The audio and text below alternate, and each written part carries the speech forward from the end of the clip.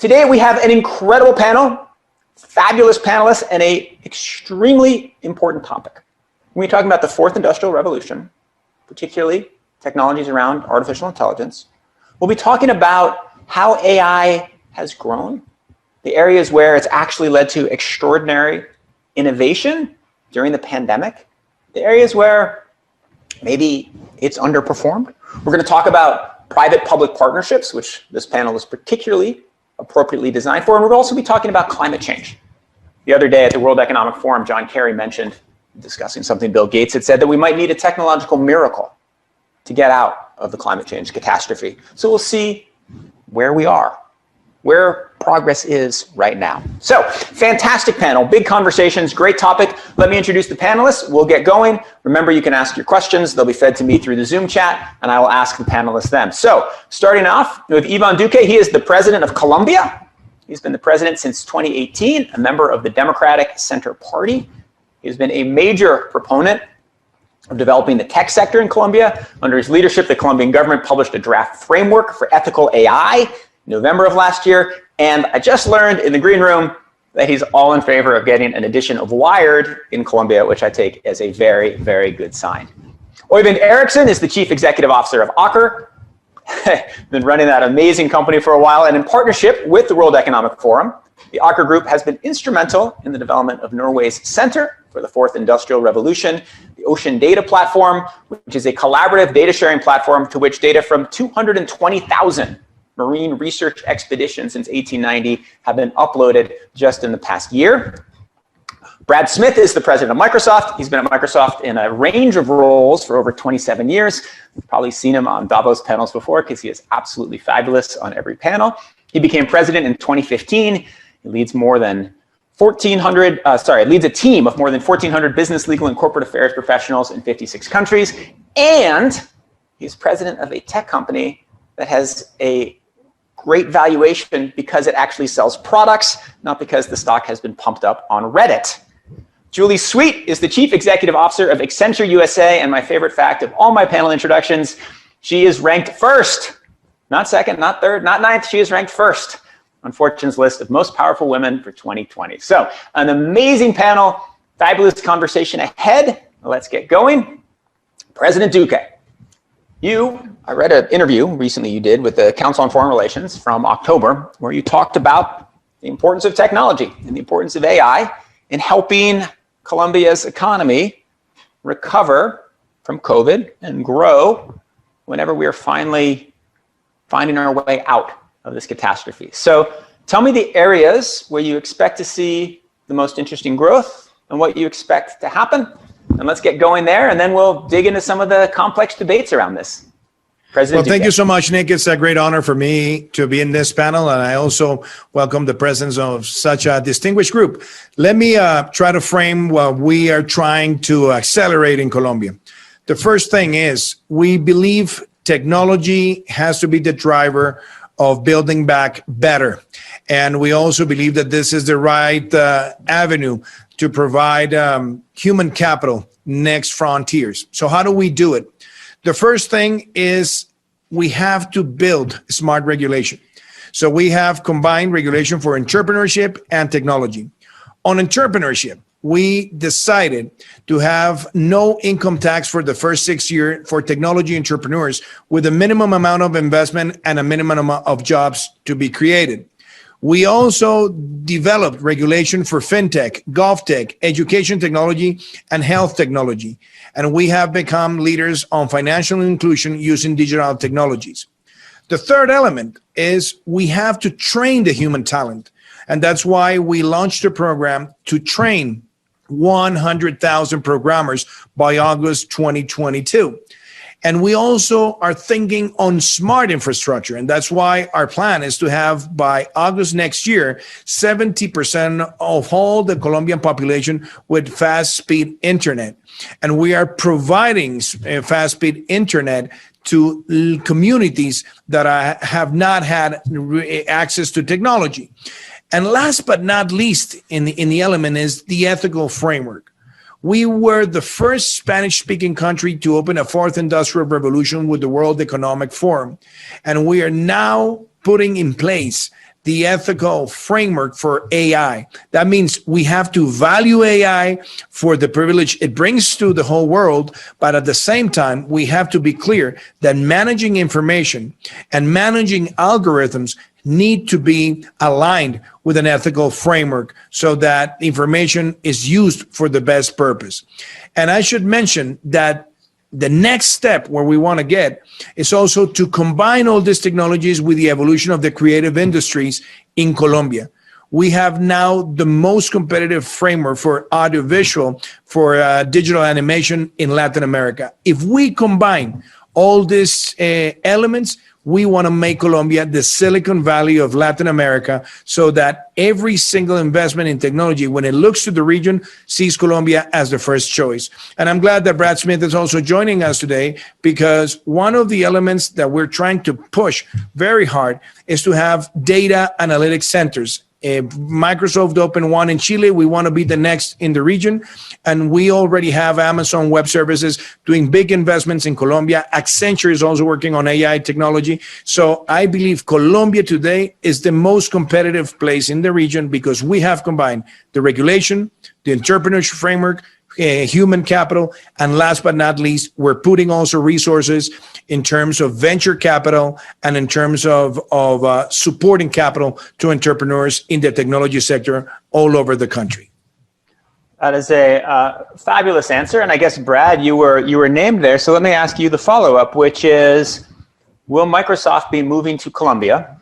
And if not, why not? And then more seriously, what is it that the rest of the world needs to do to make sure that their tech sectors become as vibrant as America's? Because it is still true that the largest tech companies are all still from a very small part of one country. What does the world have to do? Well, we've been bullish on Colombia for a long time, and I think in a lot of interesting ways. Colombia has been actually more forward-leaning than the United States in certain regulatory areas, such as what it takes to bring broadband to more people. But I think, Nick, what we're really doing right now is living in a time where so much real-world progress really requires that we weave together new AI-based technologies with cloud-based services. And with data analytics, and you put these three together. And it's easy to look at the United States and know that the country will continue to be in the top tier, probably the global leader for a lot of this investment. But more than ever, I think it's really spreading around the world, in large part because people recognize that it is this combination that's the key to solving almost every problem we care about. I'm just struck because, here we are the last week in January, and the biggest problem the world needs to solve right now is getting more vaccines manufactured, distributed, and into people's arms around the world. And, when you start thinking about that, you start with the proposition that this is this extraordinary success of the biotechnology and pharmaceutical sector, and it is. But in many ways, it really speaks to the importance of these digital technologies as well. When I look at what it takes to get shots into people's arms through a supply chain, we're seeing AI put to use. You got to pre-register, billions of people around the world so they know whether they're eligible for a vaccine. We're seeing AI play a role, AI chatbots, to walk people through online so they know whether they're eligible. You need to do massive scheduling of people so they can get an appointment. And this is where Accenture and Microsoft are working together to help institutions scale up their scheduling systems and combine it with online data entry in advance so people don't have to spend 25 minutes filling out paperwork when they go to get a vaccination. You need to have real-time data analytics that let governments know whether shots are being administered and to whom they're being administered. Are they reaching the people who are eligible? Are they reaching marginalized communities? And here we're seeing governments around the world really build on the kind of data dashboards that we and others have created to tell the public what's going on and really create a tool for government itself. So, what is, I think, interesting today is that what started in the United States, what has spread to some other countries, is really a global phenomenon. and it's being embraced by governments, nonprofits, and businesses alike. That's a fabulous answer. Let me go to Julie here, because this gets at one of the things I've been wondering about, and it's a big question. I'm going to ask it kind of with two parts, but one of the questions people have about AI right now is how much is it actually helping, right? There's a study that came out from MIT in October, November, saying that only 11% of the companies that had fully invested in AI had seen, I think it was outsized returns from the AI. And so if that is a presumption, then let's look at the COVID problem, where it looks like the vaccine development relied on AI very little. Is the vaccine rollout going to really rely on AI? How much does AI matter right now, both to the world and to companies, and to the particular problem right now that Brad just described as the most important problem of the world, which is how we get vaccines into everybody's arms? That's a great question, but I am going to put a plug in for Colombia first, like Brad, because we're very proud of our over almost 1,000 people in Colombia. So thank you, President Duque. We have an amazing and talented people there. So it's a great question. So maybe the first answer is we're at the beginning of AI actually being able to reach its full potential, whether it's in what we're seeing now with biochemistry and the development of medicines to changing the way we're alive, because it's actually pervasive. I mean, if you're using your phone, AI is changing your life every day, right? So when I say it's at the beginning, it's because the potential of AI is so great. But AI isn't a destination, it's about how you use it. And it was really important what Brad talked about, and it's one of the things that we work together so strongly, is you can't have AI unless you have good data. It's hard to have enough data to change the world unless you're in the cloud, right? And at the end of the day, you actually need thoughtful use cases and experiences around that. And that's why when Brad talked about, you'll notice he didn't talk about them separately, but how we put them together, right? And then around that, it's the technology and the people. So if you think about what we're doing around vaccines and the solution that we've built together, it has to have the government actor as well as the individual and the private actors, right? They're together. So it's not a technology solution, it's the ability to integrate those things. And so when you think about AI, don't think of it as a destination, but about an enabler that's only beginning to reach its full potential. So will we see more medicines and breakthroughs through the ability to use AI? Yes. But if you talk to the pharma companies, what they would say is, in order to do that, we have to be in the cloud, have the access to the data, and think differently about where the data is coming, having diverse populations, for example. And so it is more complex than, is AI, what are they doing? And in fact, if you think about, I'm not troubled by the fact that the stats around, are we getting the value? Because in fact, over the last several years, what you've really been seeing is a lot of experimentation.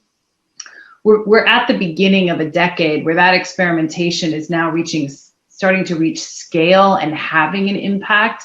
And if we work together well, right, it can be truly explosive. And I don't think it's going to take the decade that I thought before COVID. I think you're going to see an acceleration of the value over the next few years. That makes a lot of sense. You need to have these things working together. You need to be in the cloud. You need to have your data properly organized, and you need to have AI working as a tool on that, which actually leads to something, Oyvind, that I was thinking about when I read one of the interviews that you gave recently. And you were talking, as I think it was an interview in October, and you said industries like energy, manufacturing, shipping, and terminals continue to battle with extraordinary inertia on digital change, meaning, as I read it, it's much harder to do exactly what Julie is talking about in certain industries. Talk to me a little bit about the way that at some point in the huge portfolio you manage, you have solved one of these data problems, and you've taken an industry with inertia and enabled the data to be organized in such a way that AI could work to its potential. I think this is a very important discussion, because as individuals, our lives and the way we're communicating changed more than a decade ago due to the smartphone. But the reality is that the significant part of the industry has not yet had its smartphone moment.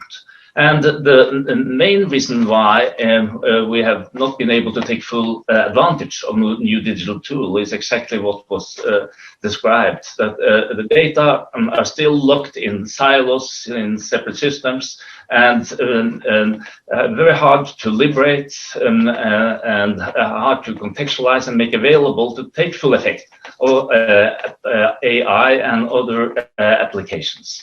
So, but things are changing, and from my perspective, 2020 was obviously a different year, but it was also a transformational year in this respect, because helped by cloud and other technologies, we're about to resolve the fundamental problem about the data and be able to make available high quality data to take full effect of new applications. So I'm quite optimistic that also for asset-heavy industries like those you mentioned, we will see a step change going forward, both with respect to efficiency, but also as a very important tool to operate those industries in a more sustainable way going forward. That makes a lot of sense, and it gets me to a big topic I want to ask maybe multiple people on this panel about, which is when we talk about one of the stories of the coronavirus crisis will be the extraordinary technological transformation that has occurred because of what's happened, because we were all forced into our homes, because we started to collect more data, because we stopped interacting in person, because it all happened on Zoom and it was all recorded and it could all be analyzed. And because we've had to push forward certain industries like telemedicine and online education. The question is, what are the areas where we have seen the most surprising booms because of the combination of tech post-corona? What are the areas where a year from now we're going to look and say, wow, corona really caused an extraordinary transformation that we didn't see coming? What are the things we're just starting to see now, but that we haven't seen yet in the crisis? Maybe I'll go to Brad or Julie on this one first. Well, let me start, Nick, with something that, like all things, I'm not sure it's a shock or a surprise, but I think it is definitely grabbing the world's attention. Yeah, look, there will undoubtedly be people who will watch something like this and say, well, of course the Davos crowd did well. We could all work from home. We all had our broadband connections, and it's easy to forget that even in a country like the United States, more than half of the people who were lucky enough to keep their job didn't have the luxury of working from home. And what we started talking about a year ago, would this be a V-shaped recovery or an L-shaped recovery? I do think has become this K-shaped recovery where some have done better and others are being more left behind. And I think that really is the thing that should probably grab our attention the most. And then we ask ourselves, well, what is it that it will take to move everybody up and not just some? And I think it's three things. Number one, it is broadband. We saw before the pandemic that broadband was a real ticket to the future, but we've seen just how glaringly it is to leave some people without that ticket. We're seeing underprivileged kids just literally not be able to attend school. We're seeing rural communities continue to be left behind. They were before. Now we see it more clearly. So I just think if there's one thing that we start with, it's a resolve to eliminate the broadband gap over the next few years, which I think new technology will enable us to do. And then there's the two other things that need to be added: access to devices and access to skills. I think if we can put these together and really understand in each country, where is the gap? How do we close it? This may be one of the great pieces of learning, not because we didn't know it before, but because the whole world didn't see it with the clarity that we all see it today.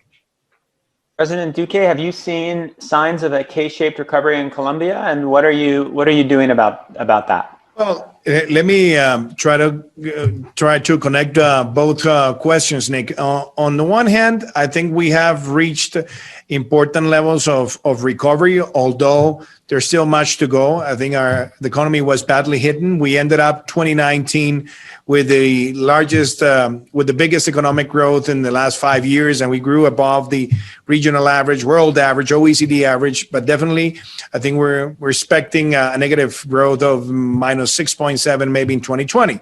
Nevertheless, since June, I think we started seeing recovery trends that are important, and we got in December to pre-pandemic unemployment levels or very close there. But this year is going to be very important because this has to be the massive vaccination and the safe recovery.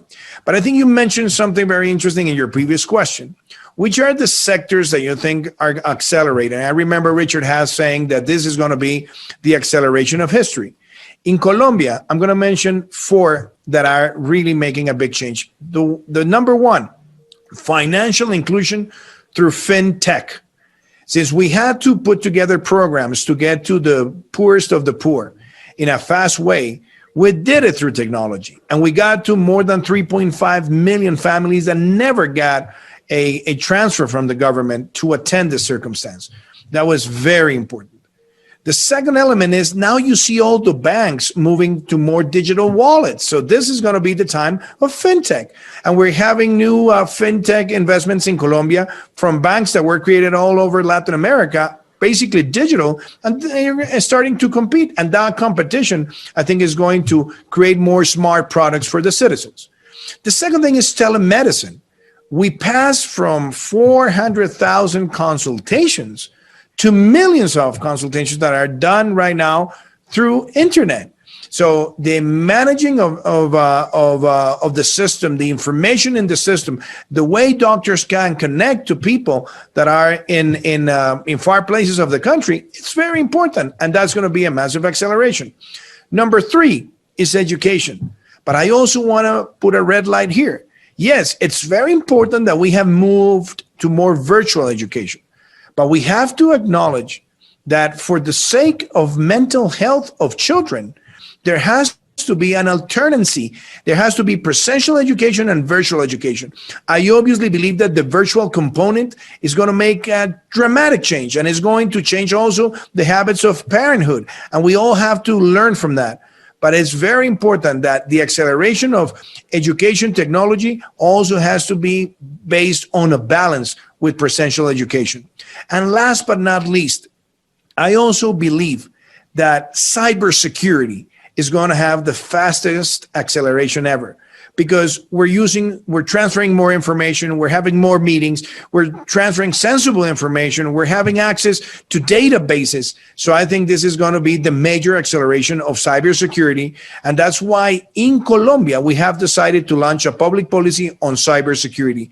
And if I may wrap up how Colombia is adapting to all this, the framework that we have built on fintech, cybersecurity, and also AI, IoT, cloud computing is because we understand that if we take the wave, the way the wave is coming, we're going to take advantage so that this becomes the fastest acceleration of youth employment in Colombia, building talent with the right education for the moment. And that's why we made the big bet to train 100,000 programmers by August 22. And I feel that that is also going to make Colombia the place in Latin America with the best prepared talent for the demand of workers in this type of industries.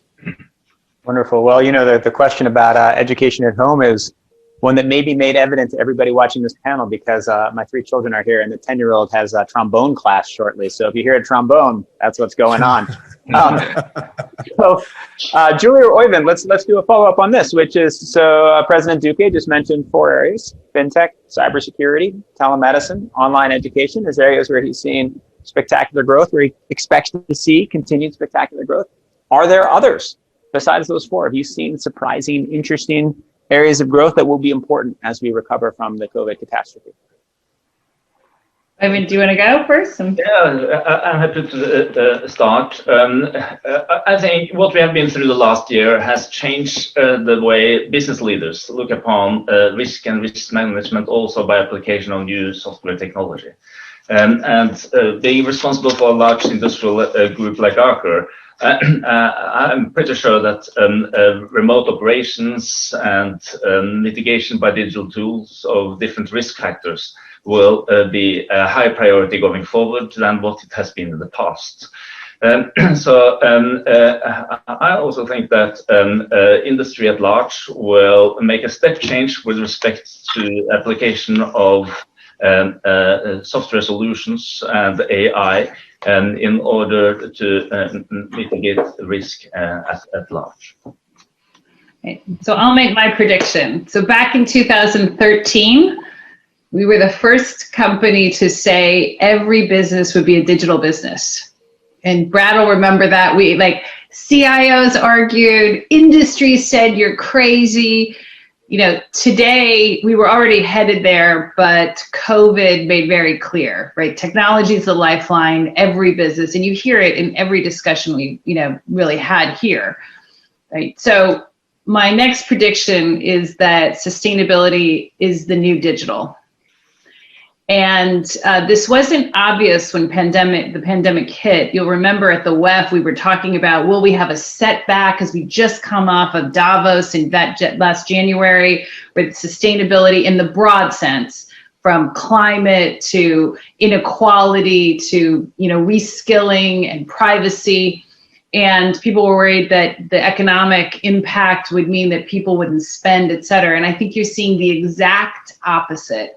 Because as people are rebuilding, replatforming in the cloud, investing, there's a huge interest in doing so sustainably. Consumers want it, the employees want it. Our research that we just did in Europe said that companies who embrace both technology and sustainability are 2.5 times more likely to be tomorrow's leaders. And so I think this is something that has an economic case, and the pandemic and the collective experience of what the pandemic has done has really driving different behavior.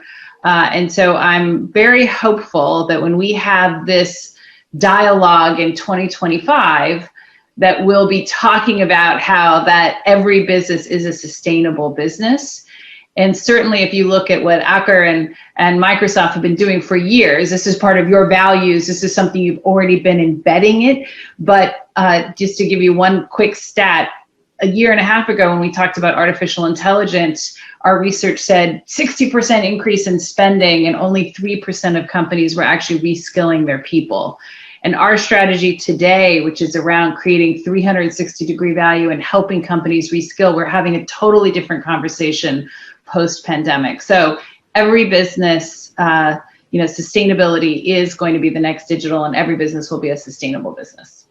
All right, well, let's stay on that for a second, and it ties into one of the questions that have come in from the audience. Maybe Brad, will go to you. Microsoft has clearly made sustainability a huge goal. I saw last year Satya made an extraordinary ambition that I believe you may well be ahead of target of becoming, I think it's carbon net negative by 2030.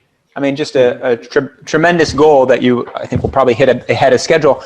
What to you are the technologies in the fourth industrial revolution, or the ways that AI can be used, that will be most important to do right between now and 2025, when, if Julie is correct, and I think she surely will be correct, sustainability is the most important thing for everybody at the World Economic Forum. What are the technologies that will matter the most in the next 4 years? Well, let me answer that, Nick, by just sort of talking about where we are and then what we're seeing play out.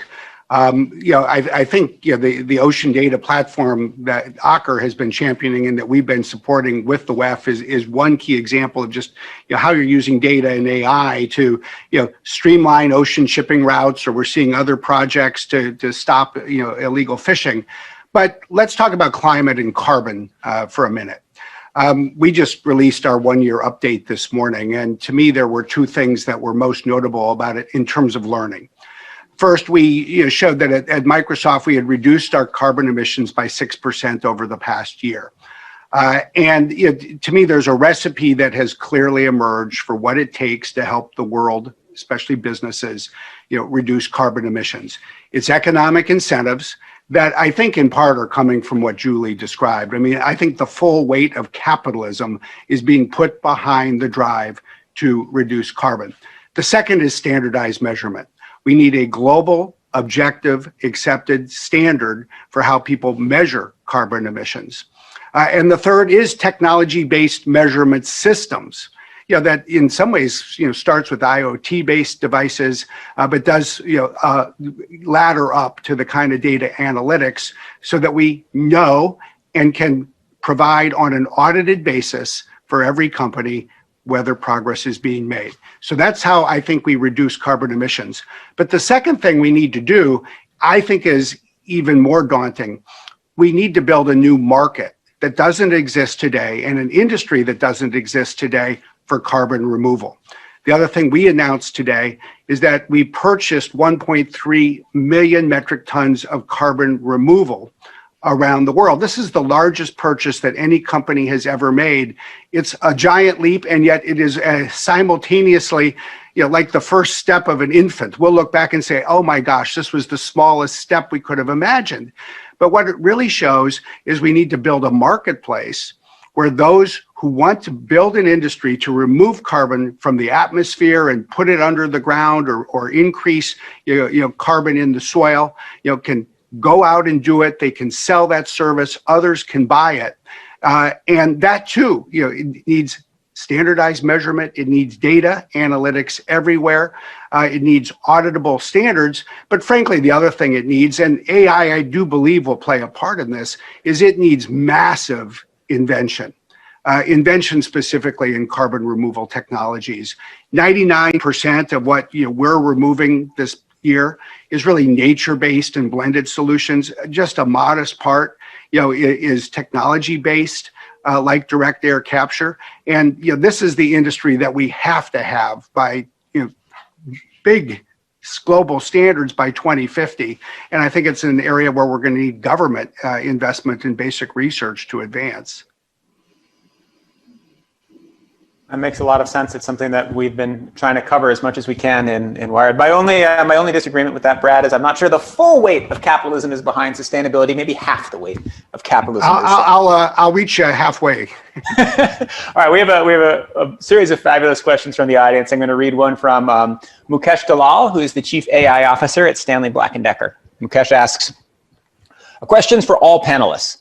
What should governments or WEF kinds of platforms do differently or more for massively scaling and accelerating more meaningful AI benefits to everyone? What do we need to do that we're not doing right now? What are we doing wrong? If you want, what I'll try to do, Nick, is connect that very interesting question with the issue that you raised for Brad on sustainability. Because I think the greatest challenge that we face is how do we use all AI development to be more assertive in the way that we fight climate change, because this is the issue of our time. And when we look at a country like Colombia, 50% of our territory is basically tropical jungle, 35% is in the Amazonic basin. So the most important technology to capture CO2 emissions is trees. And that's why we have decided to join Salesforce Mark Benioff initiative called the 1 Trillion Trees Initiative that is bringing the private sector and the public sector all over the world to get into that purpose. In our case, we made the commitment to plant 180 million trees by 2022. So what we need is to have the right and intelligent measurement so that we know that day by day we're getting to the target. So that brings AI as a very important tool. The second thing, we are making a big revolution in Colombia when it comes to non-conventional, when it comes to renewable non-conventional sectors, especially solar and wind. In terms of solar and wind, we're going to pass from 30 megawatts that we had when my administration began to more than 2,500 by the end of my administration next year. And we're seeing the solar parks growing all over the country. We're seeing now a wind park that will be open by the end of the year, which is the biggest in the country. And the usage of AI, I think, is also going to be very important so that we take the better advantage in terms on how do we get the maximize the precipitation and we maximize the wind flow. But also storage. We're opening up the first auction for massive storage of energy in Colombia in the next month. And that storage also requires IoT, it requires AI, so that we maximize the capability. Smart vehicles and sustainable mobility.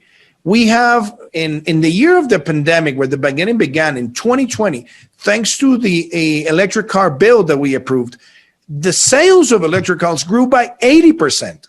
And that is very meaningful.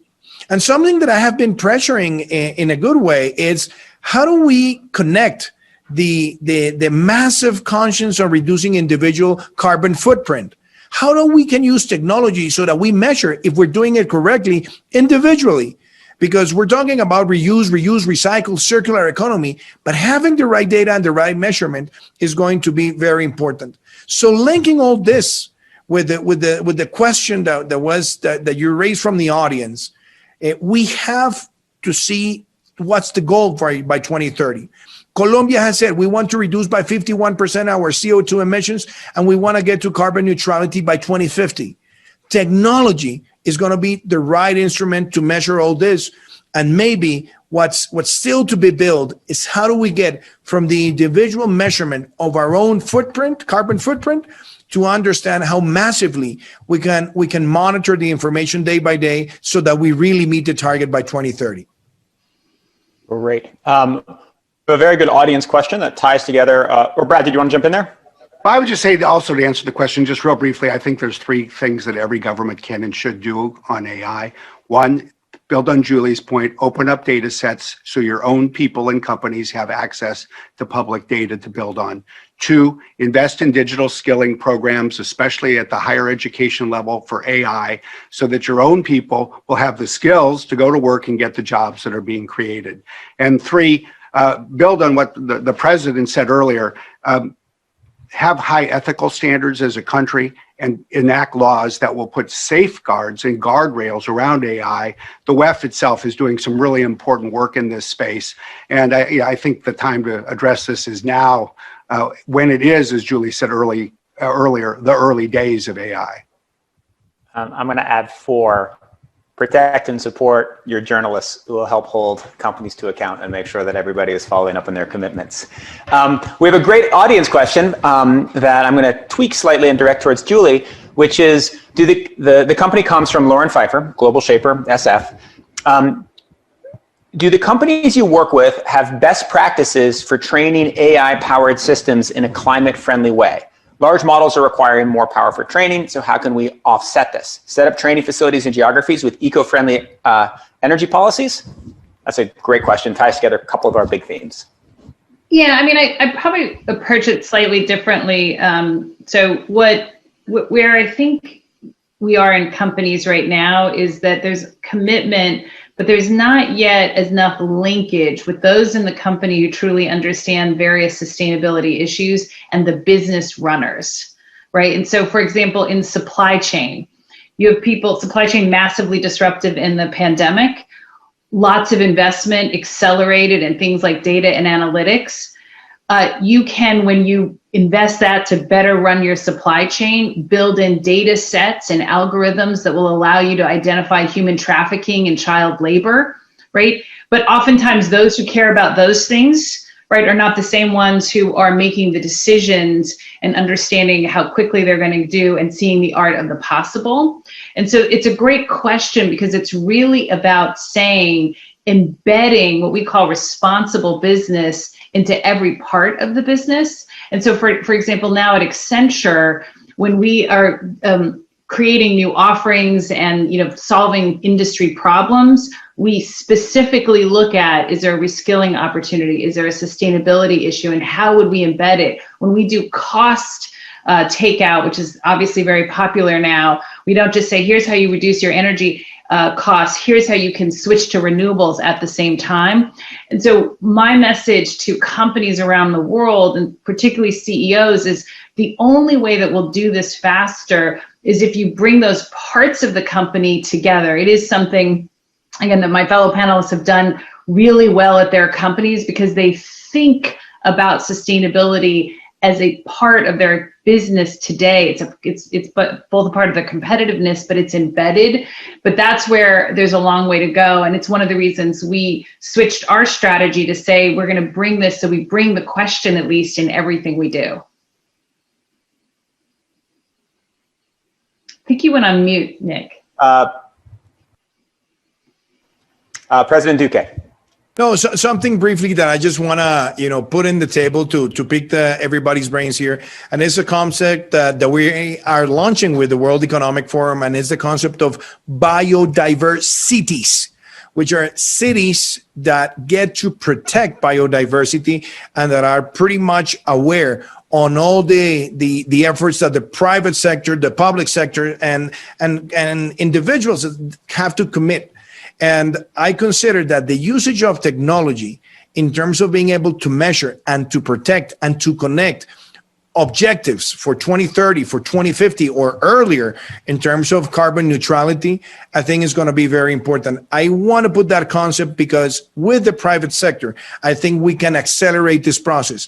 In our case, getting to a 51% reduction of CO2 emissions by 2030 implies that everybody adds to the objective, and especially the private sector with the right regulation, because I consider carbon credit markets are going to be very important, and reaching carbon neutrality with the right economic incentives is going to be the driver in the next years.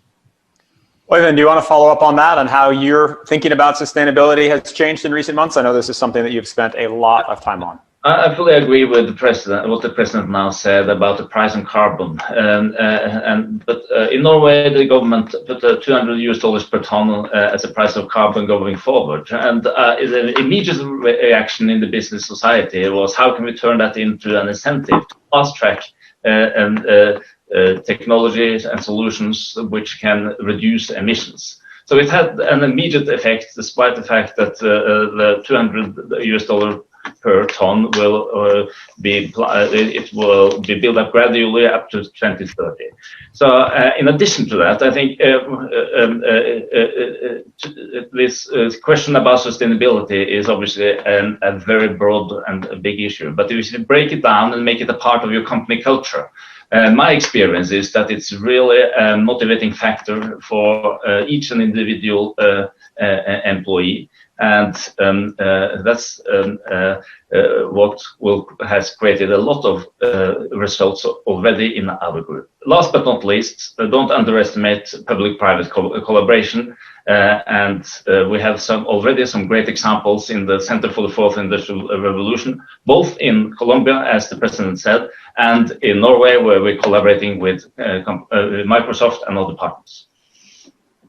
All right, well, we are out of time. That is a marvelous note to end on. Thank you so much to the panelists. Thank you so much to the audience. I felt like we had a superb and illuminating conversation that actually was full of optimism, which is a good thing for 2021. So thank you so much to everybody who joined in, and thank you to a fabulous panel.